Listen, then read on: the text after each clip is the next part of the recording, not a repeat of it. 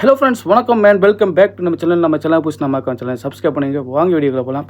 இன்றைக்கு நம்ம என்ன வீடியோ பார்க்க போகிறோம் இருந்தால் முக்கியமான 3 விஷயம் தான் பார்க்க போகிறோம்.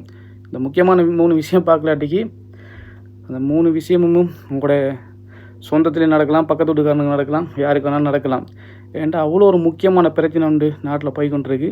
நம்ம புதுசு நம்ம சேனல் சப்ஸ்கிரைப் பண்ணி போட்டு வீடியோ பாருங்கள். வாங்க இப்போ வீடியோ. அது என்னடா 3 முக்கியமான விஷயம் தானே யோசிப்பீங்க. உண்மையாகவே அது பெரிய ஒரு முக்கியமான விஷயம். அது 3வது விஷயத்தை கேட்டிங்கன்னா ஷாக் ஆகிடுவீங்க. அது உண்மையாகவே அது பயங்கரமான விஷயம் உண்டு. அது யாருமே எதிர்பார்த்துருக்க மாட்டோம். ஒரு புதுவிதமான ஸ்கேம் உண்டு. அதாவது ஒரு புதுவிதமான ஸ்கேம் ஒன்று நடந்திருக்கு. 3 விதமாக நடந்து கொண்டிருக்கு இப்போ இலங்கையில். அது என்னென்று பார்த்தீங்கன்னா, அந்த மோசடி கும்பல்கள் இருக்குது தானே, இது முதலெல்லாம் பார்த்தீங்கன்னா அந்த டயலாக் ஆஃபீஸ்லேருந்துலாம் கால் பண்ணுவாங்க. டயலாக் ஆஃபீஸில் கால் பண்ணி போட்டு உங்களுக்கு பணப்பரிசு விழுந்திருக்கு, நீங்கள் 1 லட்சம் போடலாம், 2 லட்சம் போடலான்னு சொல்லி யாராச்சும் கோல் எடுப்பாங்க. அப்படி இப்போ வரைக்கும் நடந்துகிட்ருக்கு. ஆனால் புதுசாக ஒரு திட்டம் ஒன்று கொண்டு வந்திருக்கானுகள். நான் நினைக்கிறேன் இது இப்போ ஜனாதிபதிக்கே தெரியாது நினைக்கிறேன். ஆமாம், அனுரா ஐயா அனுரா ஜனாதிபதிக்கு கூட தெரியாமல் இருக்கலாம் போல். அப்படி ஒரு பிரச்சனை ஒன்று நடந்துகிட்ருக்கு. அது என்னென்னு பார்த்தீங்கன்னா, இது கண்டிப்பாக பார்த்திங்கன்னா நான் ஜோக்காக கதைக்கண்டு நீங்கள் ஜோக் கொண்டு சிரித்து அப்படி ஸ்கிப் பண்ணி போயிடாமல் இது சீரியஸாக எடுத்துக்கொள்ளுங்க. ஜனாதிபதி அதாவது பார்த்தீங்கன்னா அனுரா அரசாங்கத்தில் பார்த்திங்கன்னா அவர் நம்மளோட ஜனாதிபதி அனுரா இருக்கிறது தானே, அவர் பார்த்திங்கன்னா உதவி திட்டம் ஒன்று செஞ்சு கொண்டிருக்காருண்டு. இப்போ நிறைய வாட்ஸ்அப்பில் இருக்கட்டும், ஃபேஸ்புக்கில் இருக்கட்டும், டிக்டாக்ல இருக்கட்டும், இன்ஸ்டாகிராமில் நிறைய ஸ்கேம் பரவி கொண்டே இருக்குது. அதில் நிறைய பேர் என்னென்று பார்த்திங்கன்னா எனக்கு வாட்ஸ்அப் குரூப்பில் அனுப்பியிருக்காங்க. என்னென்று பார்த்தீங்கன்னா உதவி திட்டம் பேரில் 15 வயசு 19 வயசு உட்பட்டாக்களுக்கு 1 லட்சம்லேருந்து 1.5 லட்சம் ரூபா இதை பெற்றுக்கொள்ளலாம். அடுத்தது பார்த்திங்கன்னா 20 வயசுலேருந்து 30 வயசு அப்படி குறிப்பிட்ட வயசுகளை பார்த்திங்கன்னா மென்ஷன் பண்ணி போட்டிருக்காங்க.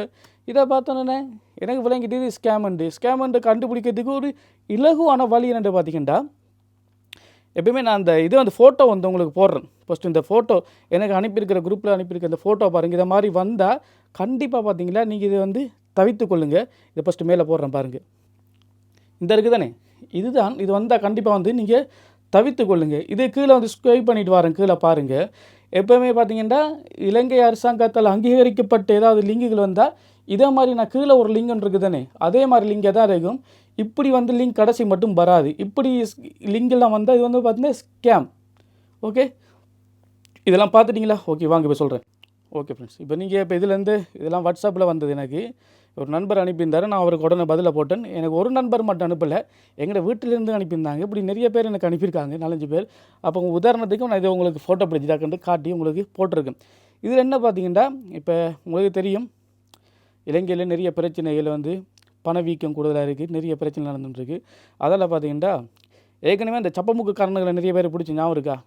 சப்பமுக்குன்னா கூட தேவை நம்ம டாக்களுக்கு தெரியும். இந்த சைனாக்காரனுகளை நிறைய ஸ்கேம் லேப்டாப்போடலாம் பிடிச்சி இப்போ நிறைய பிரச்சனைகள்லாம் போய் கொண்டு வந்தது. கிட்ட நியூஸில் சரி பார்த்துருப்பீங்க, இந்த டிக்டாக் ஃபேஸ்புக் வச்சு காக்கலும் பார்த்துருப்பீங்க. ஓகே, நான் நினைக்கிறேன் அவனுங்க மட்டும்தானா இல்லை அவங்களோட சேர்ந்து வேறு கும்பல்கள் செயல்படுதா அது என்னென்னு தெரியாது. இப்போ யாரும் நம்ம சரியாக சொல்லிடலாம் கிடையாது. சப்பமுக காரணங்கள் இல்லை வேறு ஆக்கலன்னு என்ன, இது வேறு நாட்டுக்காராக்களும் சேர்ந்து தான் கூடுதலாக செய்கிறாங்கண்டு. இப்படி ப்ரொபோஷனலாக லிங்க் எல்லாம் செய்யலை. இதில் பார்த்தீங்கன்னா இப்போ எல்லோரும் இந்த ஏஐ தொழில்நுட்பத்தை வச்சுட்டு பார்த்திங்கன்னா நிறைய விளையாடுறாங்க ஃப்ரெண்ட்ஸ். ஏகப்பட்ட விளையாட்டெல்லாம் காட்டி கொல்லி எப்படிலாம் அடிக்கணுமோ அதெல்லாம் புதுசாக கற்றுக்கொள்கிறாங்க.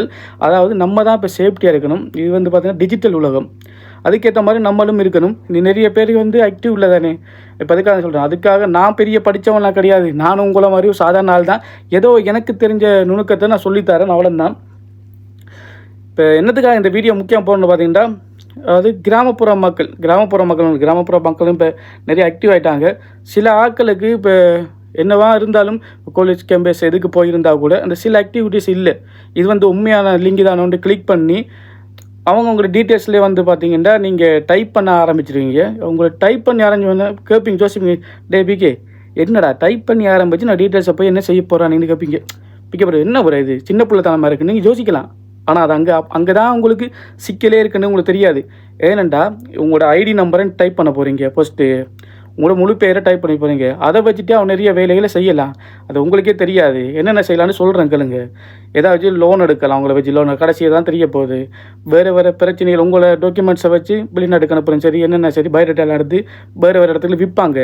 அடுத்தது உங்களை வச்சு சிம் எடுப்பாங்க. அந்த சிம்மை வச்சு வேறு இப்படியான வேலைகளெல்லாம் பயன்படுத்துவாங்க. அதுக்காக நீங்கள் என்ன சொல்கிறீங்கன்னு பார்த்தீங்கன்னா, இந்த மாதிரி ஐடிகளை வந்து கொடுக்காதீங்க, தவிர்த்து கொள்ளுங்கள். உங்களுக்கு லோன் எடுக்கணுமா, டைரெக்டாக பேங்க்குக்கே போங்க. சம்பத் பேங்க், மக்கள் வங்கி, அதுக்கு பிறகு கொமர்ஷியல் பேங்க், அது வந்து இப்போ பிஓசி ஏதோ போயிட்டு போங்க, டைரெக்டாக இதுங்க. ஏன்டா இப்போ கூட பார்த்தீங்கன்னா ஓடிபி அது இதெல்லாம் பொய்யான ஓடிபிலாம் வருது. நீங்கள் அந்த ஓடிபி என்னென்னு செக் பண்ணுறதுக்கு அதே நம்பர் கோல் எடுத்தீங்கன்னா அந்த வந்த ஓடிபி நம்பர் சொல்லுங்கன்னு சொல்லுவாங்க. நீங்கள் சொன்னீங்கன்னா உங்களோட பேங்க்கில் இந்த காசெல்லாம் அப்படியே திருட்டு போயிடும். இப்படியான ஒரு வேலையும் நடக்குது. அது பேங்க்காராக்களும் எச்சரிக்கை பண்ணிட்டாங்க. அது நிறைய பேர் ஆக்டிவ் இல்லாமல் இருக்கீங்க. இப்போ கிட்டடியில் கூட பார்த்தீங்கன்னா அந்த டைலாக் கம்பெனி வந்து கிடைக்கும் 10 லட்சம் ரூபா விழுந்துண்டு ஒரு வீடியோ பார்த்தேன்னா நான் டவுன்லோட் பண்ணி வச்சுக்கேன். அதை வேண்டாம் நான் இதில் முடிஞ்சு அட்டாச் பண்ணுறேன். அவருக்கும் சரியான அடி கொடுத்தாங்க, அடித்து ஆளை பிடிச்சாச்சு. சிங்கிள் ஏரியாவில் தான்.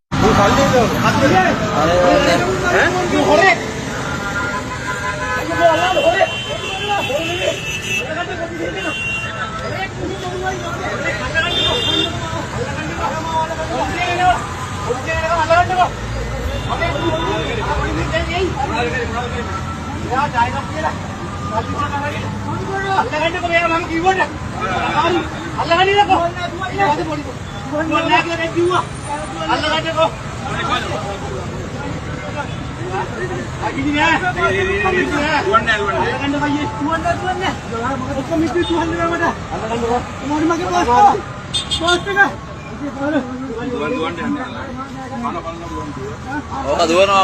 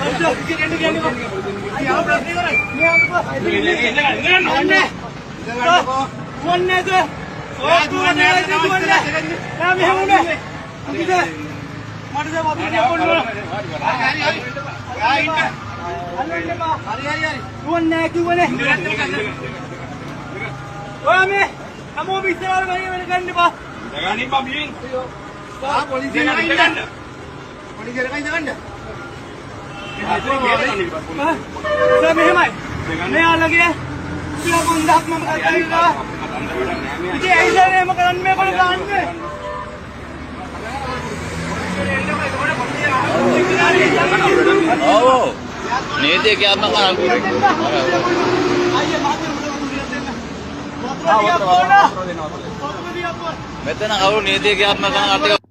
சரியா? இப்படியெல்லாம் நிறைய பிரச்சனைகள் இருக்குது. ஸோ நீங்கள் அதுக்காக அலர்ட்டாக இருங்க எப்போயுமே. அதுக்கு ஏற்ற மாதிரி இந்த லிங்குகளை வந்தால் கிளிக் பண்ணாதீங்க.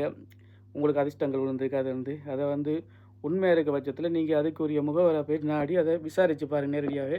அதை விட்டு போட்டு லிங்குகளை கிளிக் பண்ணாதீங்க.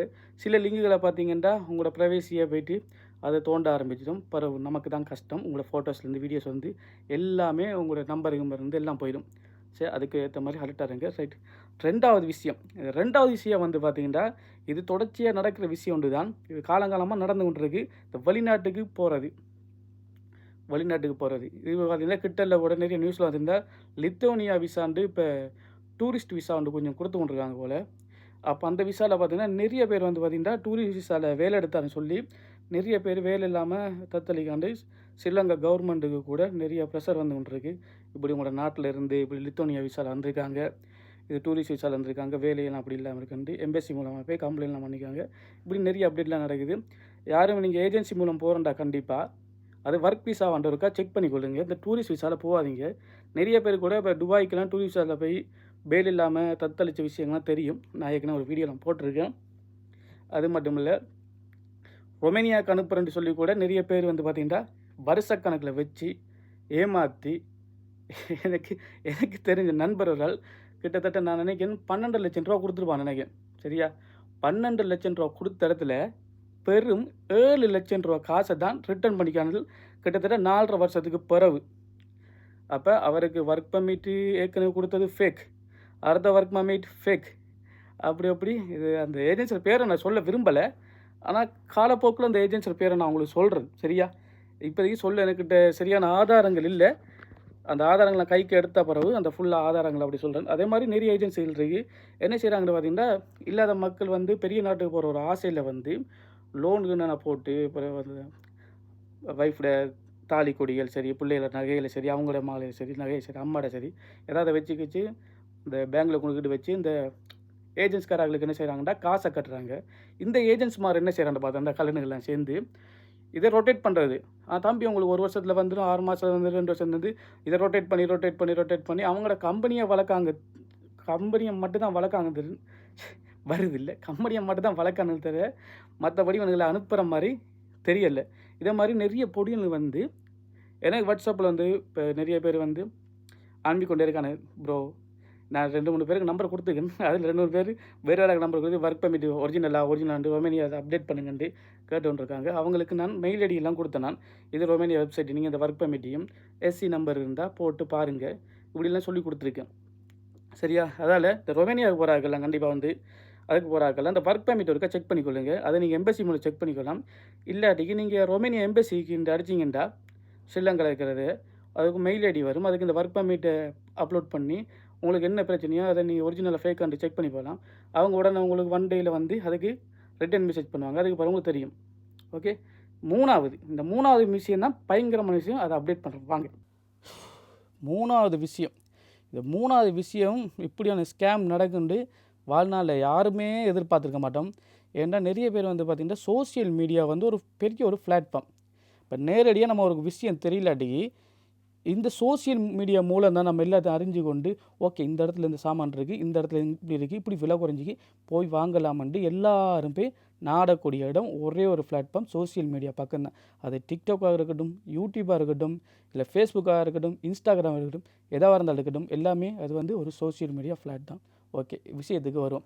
என்ன நடந்துக்குன்னு பார்த்தீங்கன்னா கிட்டடியில் இலங்கையில் அதாவது சிங்கள ஏரியா பக்கம் பார்த்தீங்கன்னா வாகனங்கள் வாங்குறது. அப்போ இவர் ஒரு அண்ணன் என்ன செஞ்சிக்கான்னு பார்த்தீங்கன்னா ஒரு அண்ணன் 2-3 பேருக்கு இது மாதிரி நடந்திருக்கு. இது சிங்கள ஊடகங்கள்லாம் இப்போ கூடுதலாக வந்துருக்கு. வாகனம் வாங்கியிருக்காங்க. வாகனம் வாங்கி விலை குறைஞ்சிருக்குன்ட்டு அந்த இடத்துல போய் 40 லட்சம் ரூபா கொடுத்து வாகனம்லாம் வாங்கியிருக்கு, புத்தகத்தெலாம் வாங்கி எடுத்துருக்காங்க.